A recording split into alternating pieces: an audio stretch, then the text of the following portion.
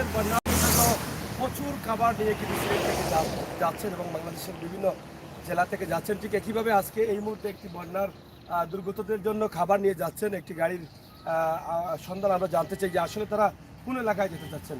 আসলে আপনাদের যে বন্যা দুর্গতদের ত্রাণ নিয়ে যাচ্ছেন আসলে কোন সংস্থা থেকে এবং কোন এলাকায় আপনারা যাচ্ছেন আমরা সার্ক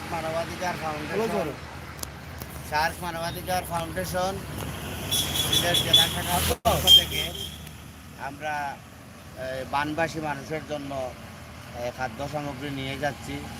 দিরাই পাটিপাড়া একবারে মফস্বল এলাকায়, যে এলাকায় কোনো গাড়ি বা নৌকাও যেতে চায় না, ওইসব এলাকায় আমরা নিয়ে যাচ্ছি। আমাদের আর একটা গাড়ি আছে সামনে, একটা পিছনের গাড়িটা।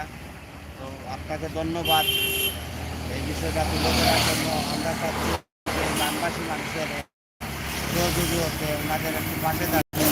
আমরা মানবাধিকার ফাউন্ডেশন সবসময় মানুষের কল্যাণে সমাজের ভালো কাজ করে, অন্যায়ের বিরুদ্ধে সবসময় রুখে দাঁড়ায়। সেজন্য আমরা এই ছোট্ট এই প্রয়াস আমাদের। আপনাদের এই যে ফাউন্ডেশনের পক্ষ থেকে আপনারা কত হাজার ত্রাণ দিবেন? আমার জেলা শাখার পক্ষ থেকে আজকে 3 নম্বর দিন। এর আগে আরও 2 দিন আমি ত্রাণ বিতরণ করেছি পরে, এবং বাড়িতে একদিন, আজকে সুনামগঞ্জ যাচ্ছি, আজকে 3 নম্বর দিন। আরও আমার ইচ্ছা আছে এই ত্রাণ বিতরণ করার। সিলেট জেলা শাখার পক্ষ থেকে, সার্ক মানবাধিকার ফাউন্ডেশনের পক্ষ থেকে আমরা আরও ত্রাণ বিতরণ করব। আমরা আজকে 400 প্যাকেট নিয়ে যাচ্ছি, চাল, ডাল এবং আলু, লবণ, ঔষধ এবং খাবার, স্যালাইন, এসএমসির ওর স্যালাইন যেটা।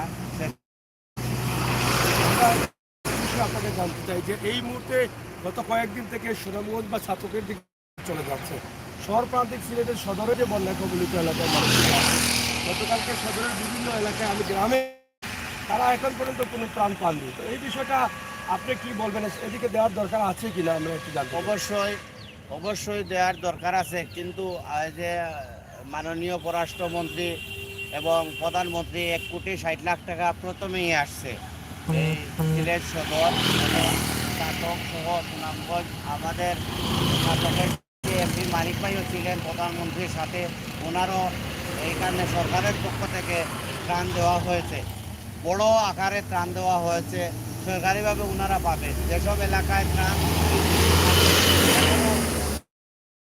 কাছেই যাচ্ছে না, কোনো লোক প্রাইভেটভাবেও ত্রাণ নিয়ে যাচ্ছে না, সেই সব এলাকায় আমরা বানবাসী যে মানুষগুলা রাস্তাঘাট, একটা রাস্তার কাছে যাইতে হলে 10-15 কিলোমিটার লাগে। এই ছাতক তো আমাদের আসলে কাছা এলাকা, সেই জন্য অনেকেই যায় এবং এই জায়গায় ত্রাণ দেয়। আর প্রভাবশালী এলাকা হলো ছাতক এলাকা। খুব কম মানুষ আসলে এই যে না খেয়ে আছে, কিন্তু এই যে সুনামগঞ্জের যে এলাকা একবারে মফস্বল যে এলাকা, এই এলাকায় মনে করেন নৌকাও যায় না, গাড়িও যায় না, মানুষ না খেয়ে আছে। আমরা বিভিন্ন চ্যানেলের মাধ্যমে দেখি যে মানুষ শুধু পানি খেয়ে এই যে হাওরের পানি খেয়ে বেঁচে আছে, বিশুদ্ধ পানিও পাচ্ছে না। এই জন্য আমরা চেষ্টা করতেছি যে মানুষের একটু পাশে দাঁড়ানো। প্রিয় দর্শক, সার্ক ফাউন্ডেশনের পক্ষ থেকে তারা খাবার নিয়ে যাচ্ছে এবং উত্তরে প্রবেশ করেন। সিলেট সদরেও কিন্তু অনেক ত্রাণের অভাব, মানুষ না খেয়ে আছে, যেটা সিলেটের সদরের গ্রাম অঞ্চলে। গতকালকে আমরা মগলগাঁও ইউনিয়নের একদম শেষ সীমানা সিলেট পশ্চিম সদরে আমরা ছিলাম। সেখানকার যোগাযোগ বিচ্ছিন্ন আছে, বাজার নেই, কিনছে না। তো সব দিক লক্ষ্য করা প্রয়োজন। আল্লাহ তাআলা যেন আমাদেরকে এই মহামারী রক্ষা করেন, সেই প্রত্যাশা আশা রেখে আমরা বিদায় নিচ্ছি। আপনাদের সকলের সুস্বাস্থ্য দীর্ঘায়ু কামনা করছি। ভালো থাকুন, নিরাপদ থাকুন, সুস্থ থাকুন।